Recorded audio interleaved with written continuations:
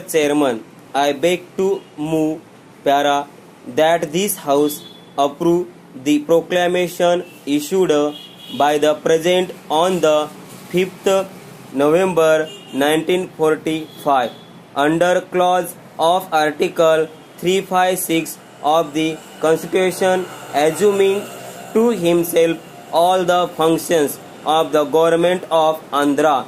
Para, sir, the House is fully familiar with both the background and the actual facts which led to the President taking this action.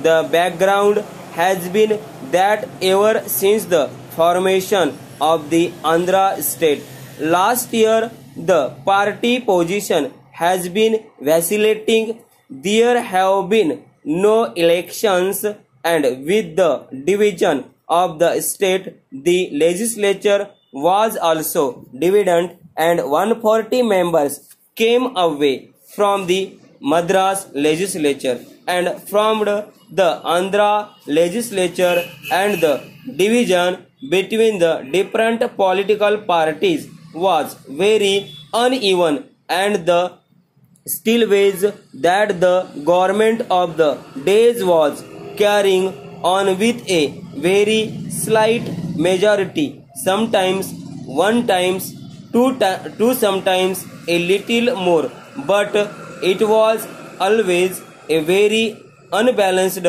thing.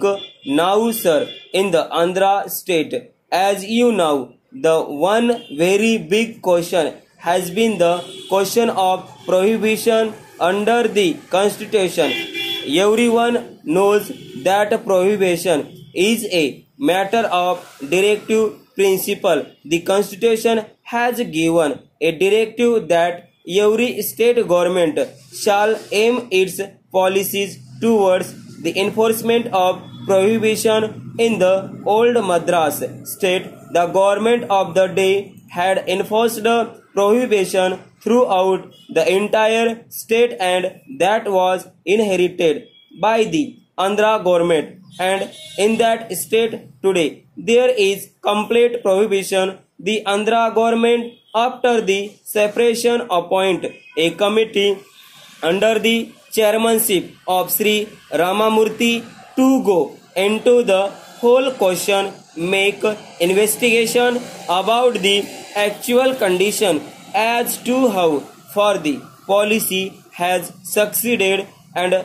make recommendations. The Ramamurthy committee submitted a big report and made certain recommendations which were, if I may put it that way, somewhat towards relaxing, if not completely abolishing, this policy of prohibition. We are not concerned here with that particular matter. Now, this report was considered in the Andhra legislature, and a certain resolution was passed in the month of May. On the 27th May 1950, some members were dissatisfied as to the action taken by the government to implement this resolution of the legislature, and notice was given of a motion